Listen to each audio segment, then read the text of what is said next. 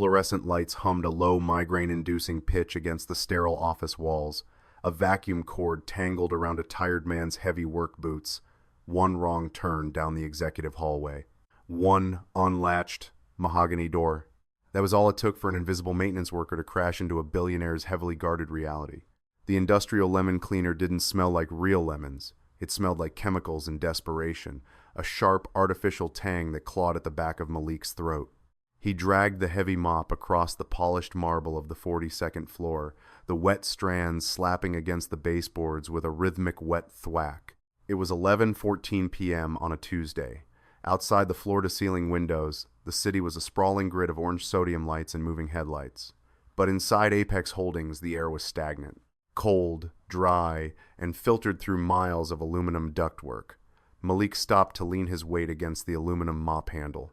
His lower back screamed a dull, throbbing ache radiating from his lumbar spine down to his right knee. He was 34, but his joints felt 50.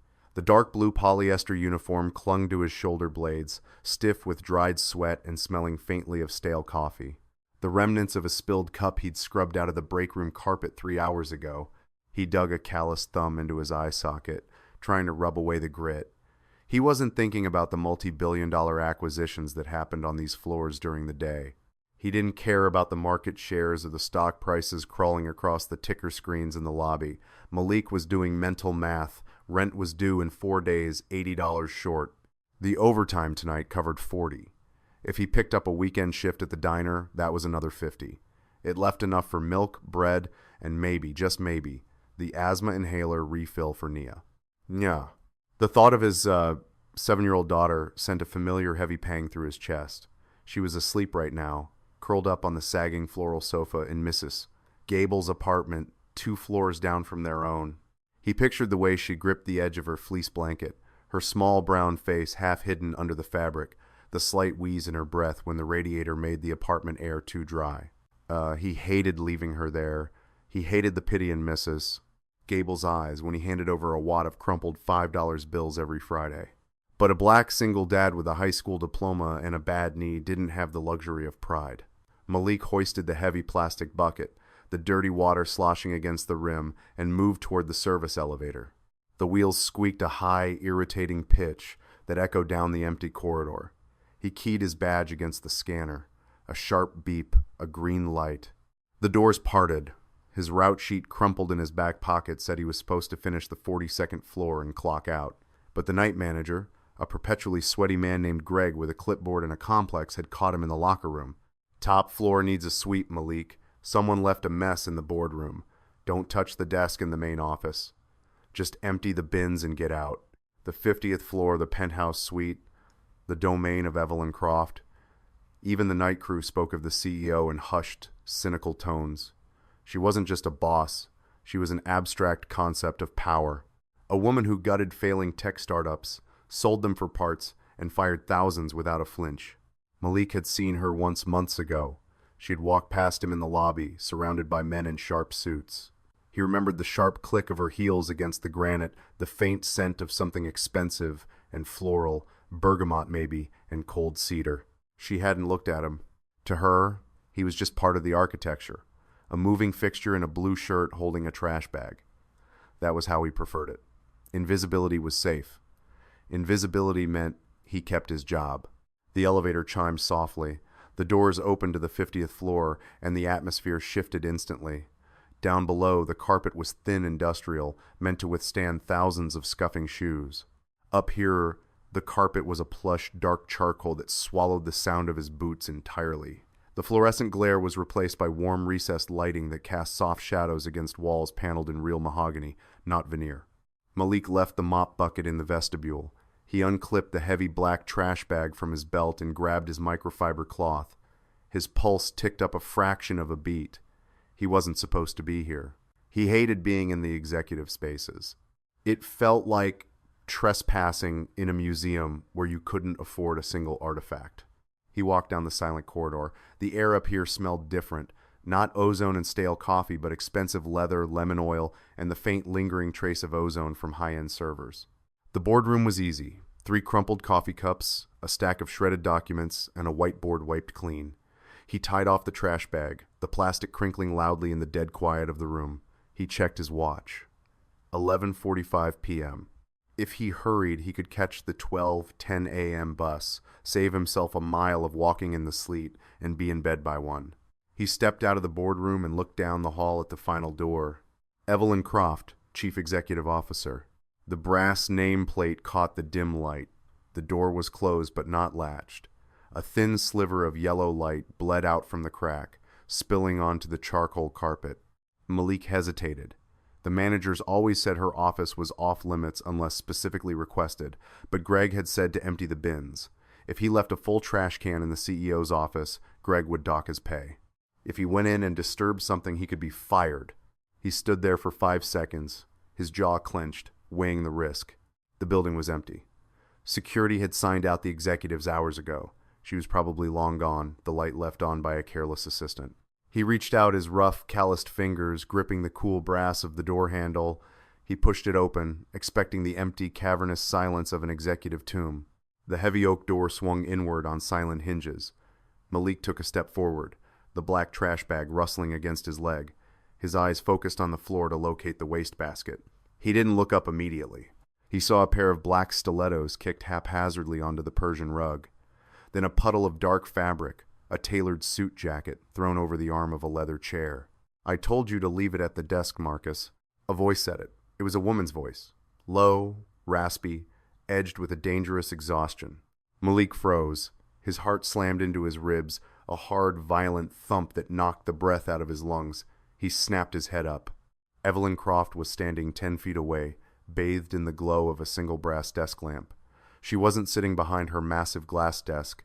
She was standing in the middle of the room, and she was half naked.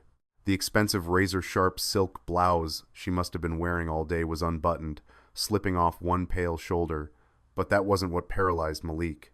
It was the fact that her hands were twisted behind her back, fingers straining to unclasp something tight and mechanical wrapped around her torso. It was a rigid, heavy-duty medical corset, thick straps of black canvas and metal bone clamped tightly around her ribs and lower spine. As she moved, her skin shifted beneath it, revealing a landscape of mottled, ugly bruises, deep purples and sickly yellows fading into the pale skin of her ribcage. Malik didn't move. He didn't breathe. The trash bag in his hand felt like it weighed 100 pounds, dragging his arm down, his brain short-circuited, terrified. Primal panic, drowning out all rational thought. "I'm fired. Oh my God, I'm going to lose everything." Evelyn turned her head, irritated by the lack of response. She stopped. She didn't scream. She didn't gasp and cover herself like a woman in a cheap movie. Her hand simply fell away from the clasps of the brace, dropping to her sides. For 3 excruciating seconds, the silence in the room was absolute. The faint hum of the city traffic 50 floors below seemed to vanish. Malik stared at her. Evelyn stared at him. Her eyes were dark, bloodshot at the corners, framed by strands of dark hair that had escaped a severe updo. Her face was a mask of cold, terrifying calculation. She looked at his cheap uniform.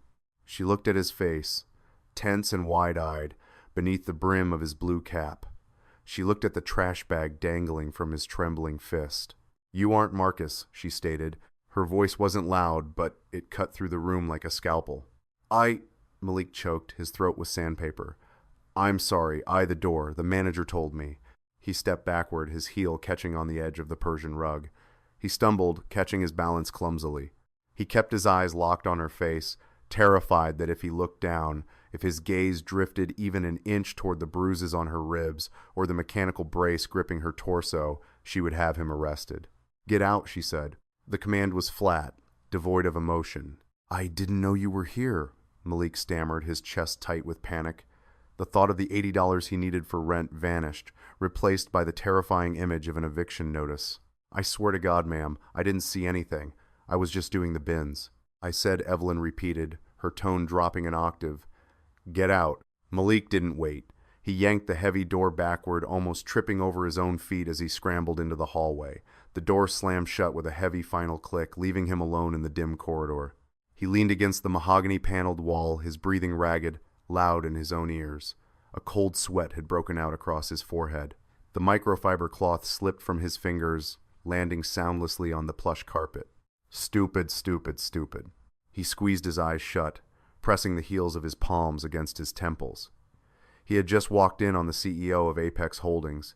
He had seen something she clearly didn't want anyone to see.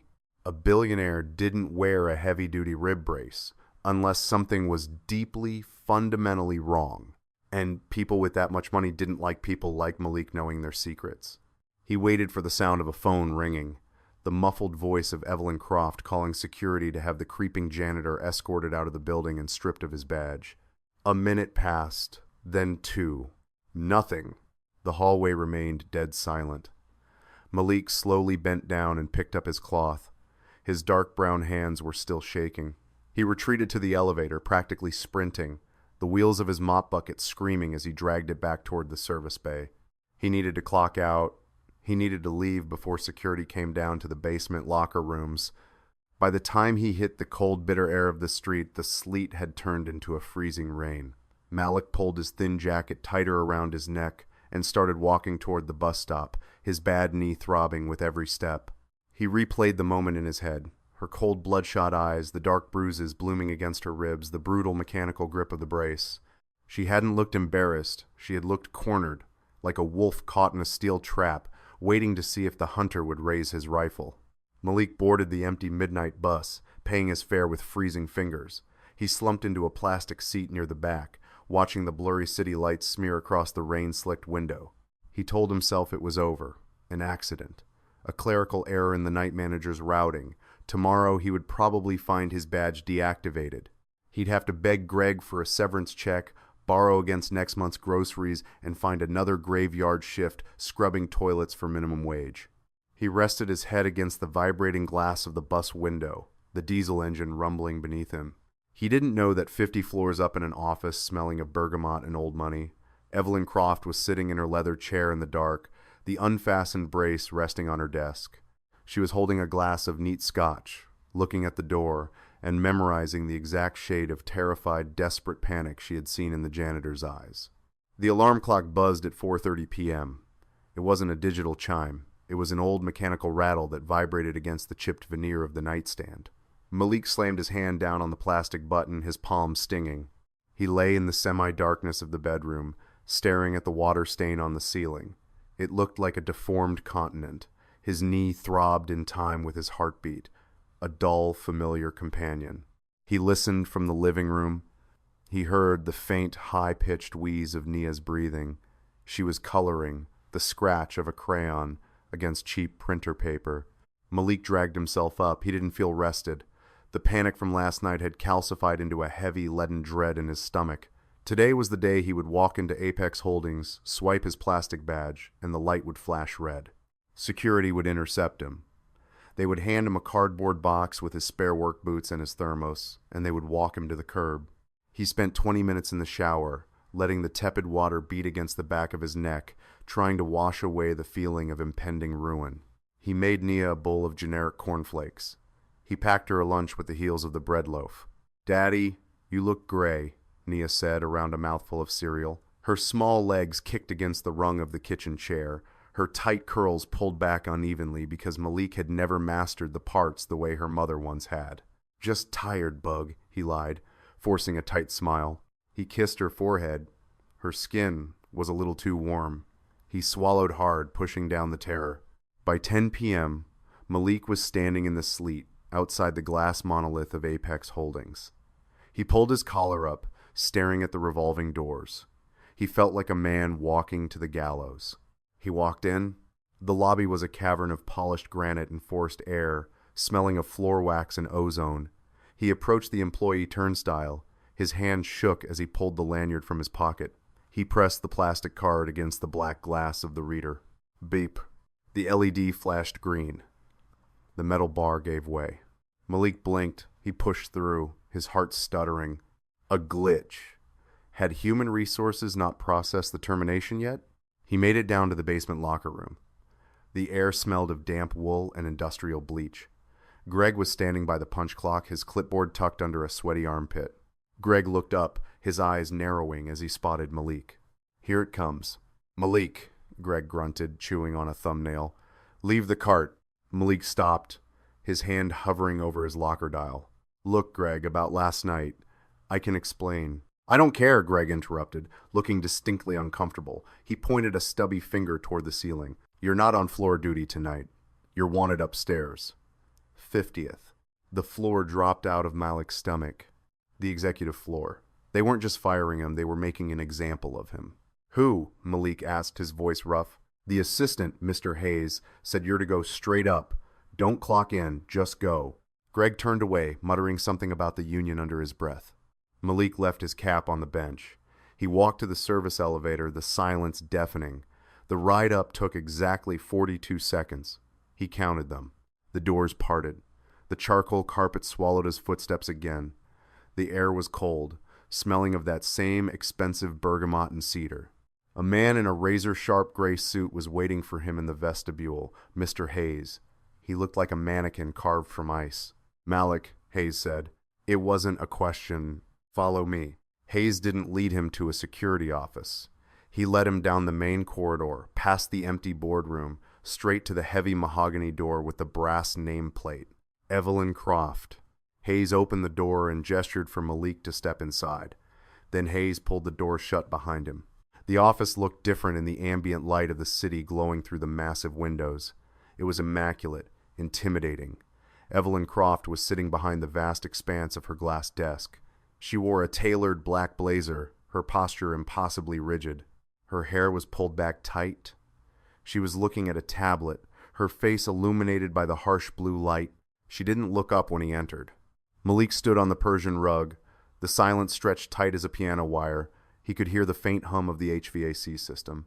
He shifted his weight, his bad knee twinging. I'm sorry. Malik blurted out the words, tasting like copper in his mouth. I know I wasn't supposed to be here. I'm sorry, I saw... Sit down. She cut him off. Malik snapped his mouth shut. He looked at the white leather chairs opposite her desk. He hesitated, acutely aware of the grime on his work pants. He sat on the edge of the cushion, his back stiff. Evelyn finally looked up. Her eyes were sharp, devoid of the bloodshot exhaustion from the night before, but the skin beneath them looked bruised heavily, concealed by makeup. You didn't run to the press, she said. It was a statement. No. You didn't tell your manager. No. Why? Malik stared at her. The question felt like a trap. Because I need this job. I scrub toilets for $15 an hour. If I talk about the CEO, I get fired.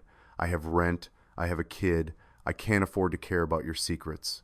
It was the most honest thing he had said in years. The rawness of it hung in the air. Evelyn held his gaze. She didn't blink.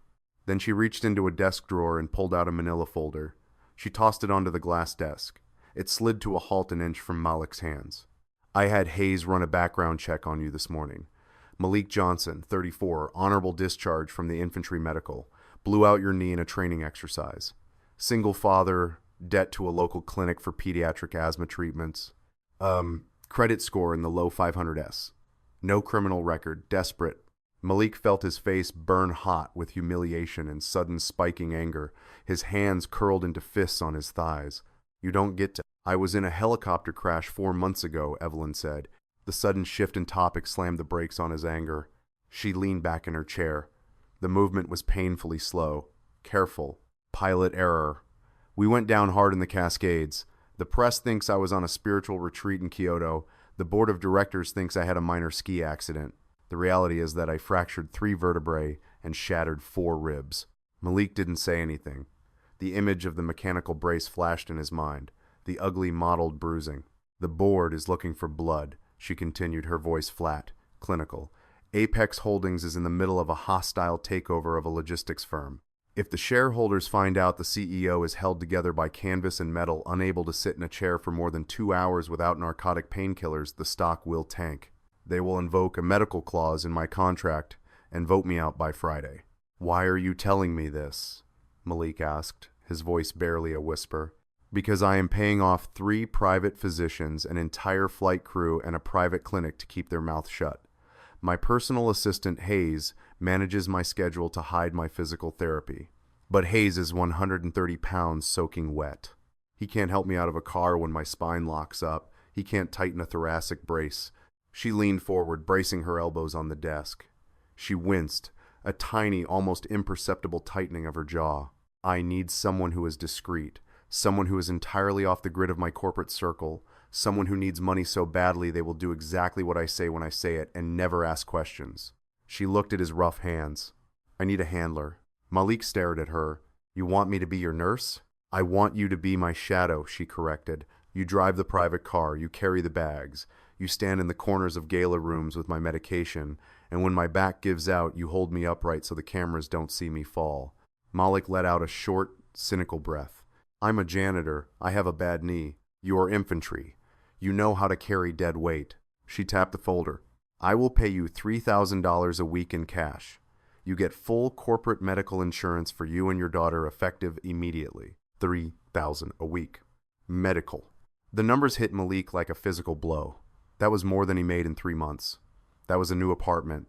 That was the expensive inhalers, the specialist doctors. The crushing weight of poverty that had been suffocating him for 5 years suddenly cracked, letting in a blinding, terrifying sliver of air. What's the catch? He asked, his voice shaking. You belong to me, Evelyn said, her eyes dead serious. No days off until the merger closes in 6 weeks. If you slip up, if you talk, if you look at me with pity, I will ruin you. I will make sure you can't get a job sweeping streets in this city. Malik looked at the billionaire. He saw the cold arrogance, the ruthless control, but beneath the edge of her collar, he saw the faint imprint of the canvas strap digging into her collarbone. She was terrified. She was bleeding out in a shark tank, paying the nearest peasant to act as a tourniquet. He didn't like her. He didn't want to be in her world. When do I start? He asked. The transition was violent. On Wednesday, Malik was scrubbing urinals. On Friday, he was wearing a bespoke black suit that cost more than his car, standing beside a black armored SUV in the underground executive garage. The suit didn't fit his frame properly. It was tailored, but Malik had the broad, blocky shoulders of a laborer, and the wool pulled tight across his back. The collar scratched his neck. He felt like a dog shoved into a sweater. The first 2 weeks were a grueling lesson in the brutal logistics of immense wealth. Evelyn Croft didn't live a life. She executed a military campaign. Her day started at 5 a.m. and ended past midnight. She moved between high-rise boardrooms, private restaurants smelling of truffle and stale cigar smoke, and a penthouse apartment that felt more like a museum than a home. Malik was the invisible machinery keeping her upright. He learned the subtle cues. When her left hand gripped the edge of a table so hard her knuckles turned white, it meant the nerve pain in her spine was firing. When her voice dropped to a terrifyingly quiet whisper during negotiations, it meant she was fighting off a wave of nausea from the painkillers. Their dynamic was not friendly. It was transactional, abrasive, and fraught with a silent mutual resentment. Slower over the speed bumps, Johnson, she snapped from the back seat of the SUV one rainy Tuesday. I didn't hire you to test the suspension. The suspension is fine, Malik replied, gripping the steering wheel. The city hasn't paved this road since the 90s. Do you want me to reroute and make you 10 minutes late for the acquisitions meeting? I want you to do your job without the commentary, she shot back, her voice tight with pain. He glanced in the rearview mirror. She had her eyes closed, one hand pressed hard against her lower ribs. Her face was gray in the passing streetlights. Malik felt a flicker of something. Not pity, he knew better than that, but a grim solidarity. Pain was pain. It didn't care about the zeros in your bank account. The hardest part wasn't the driving. It was the evenings when the doors to her penthouse finally locked. The CEO facade crumbled. Without the eyes of the board on her, the adrenaline evaporated, leaving only the shattered wreckage of her body. It was during the 3rd week that the boundary between them fundamentally shifted. They had just returned from a brutal 4-hour dinner with European investors. Evelyn walked into the foyer, her movements stiff, robotic. She made it to the edge of the velvet sofa before her legs simply gave out. Malik caught her before she hit the floor. He grabbed her under the arms, his heavy boots bracing against the hardwood. She gasped, a sharp, ragged sound of agony, her nails digging into the sleeves of his suit jacket. She smelled of expensive champagne and cold sweat. Don't, she hissed through gritted teeth, trying to push him away. I can stand. No, you can't, Malik said, his voice dropping into the flat, authoritative tone he used to use in the military. He didn't ask for permission. He scooped her up, his bad knee screaming in protest, and carried her to the master bedroom. He set her down on the edge of the massive silk-sheeted bed. She was shaking violently, her breath coming in shallow, panicked bursts. "The brace!" she choked out, pointing to her ribs. "It's seized. The clasp is jammed." Malik knelt in front of her. The physical proximity was jarring. For weeks, she had been a voice giving orders from the back seat. Now he was inches from her face. He could see the fine lines around her eyes, the exhaustion carved into her skin. He reached under the hem of her blazer, his rough, calloused fingers brushing against the expensive silk of her blouse. He found the cold metal clasps of the thoracic brace. They were heavy-duty ratchets, the kind used in severe orthopedic trauma. The locking mechanism on the left side had bent inward, digging brutally into the bruised flesh of her ribs. "I have to force it," Malik said, looking up at her. "It's going to hurt." Evelyn stared at him, her eyes wide, terrified, and entirely human. She nodded once. Malik gripped the metal lever. He braced his forearm against the rigid canvas, taking care not to press on her skin. He pulled. The metal resisted, then gave way with a loud snap. Evelyn let out a choked sob, her forehead dropping forward to rest heavily against Malik's shoulder. He froze. He was a janitor. She was a billionaire.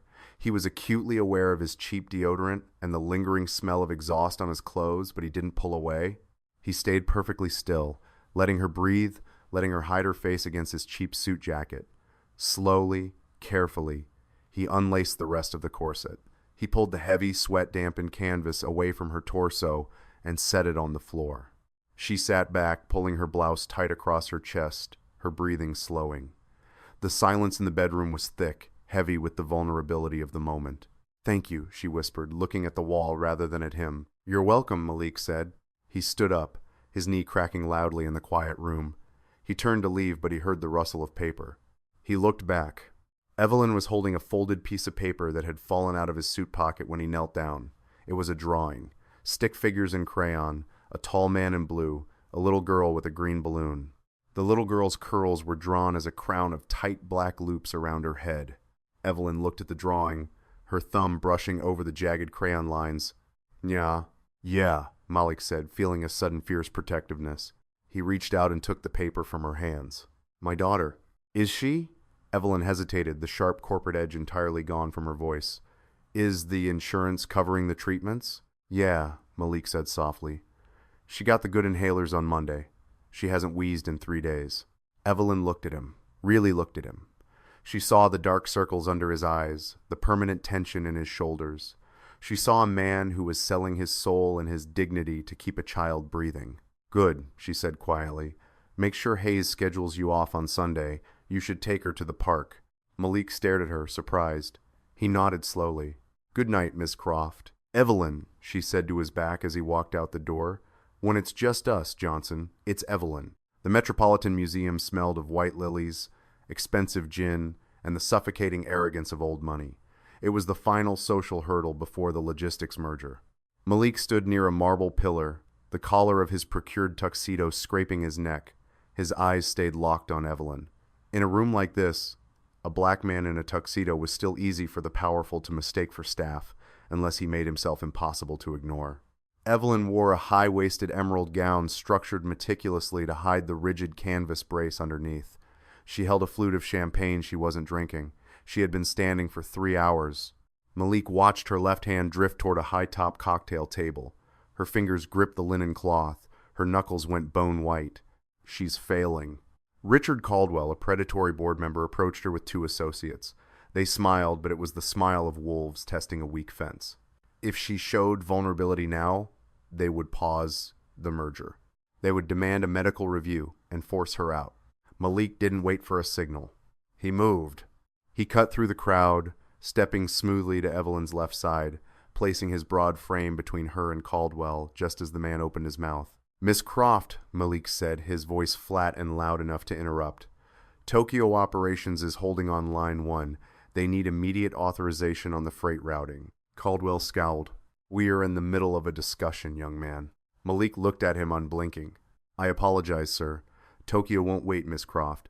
He offered his arm. The moment her hand rested on his sleeve, Malik felt the terrifying degree of her exhaustion. She was practically in free fall. He took 90% of her weight, steering her away from the predators, out of the grand hall and down a dim corridor. He pushed open the heavy door of an empty coat room and locked it. Evelyn immediately collapsed against the wall. The champagne flute shattered on the tile. She slid to the floor, gasping, her nails digging into the silk over her ribs. Tears of pure, humiliating agony ruined her makeup. "I can't," she choked. "The bone is shifting."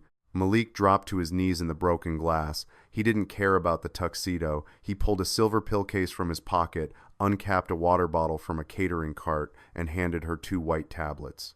She swallowed them dry with shaking hands.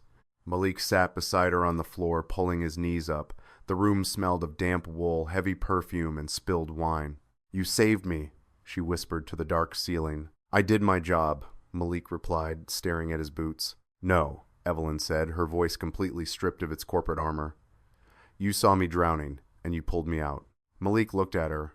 "We're both just trying to survive, Evelyn. Your monsters just wear nicer suits than mine." 6 months later, the canvas brace was gone. The merger had made Apex Holdings untouchable. Malik didn't go back to pushing a mop bucket. He had a fabricated title, Director of Executive Logistics, and a real desk on the 49th floor. He still hated the corporate world. Evelyn was still a ruthless, demanding CEO who fired people without blinking. They argued constantly.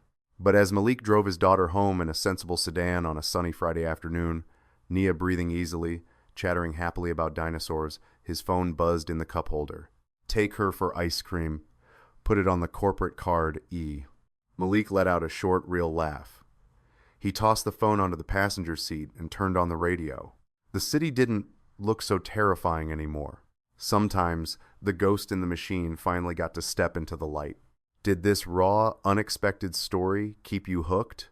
Sometimes, the most powerful connections happen when the masks finally crack. If you love Malik and Evelyn's journey from strangers to unlikely allies, hit that like button. Share this video with a friend who appreciates a deeply human story.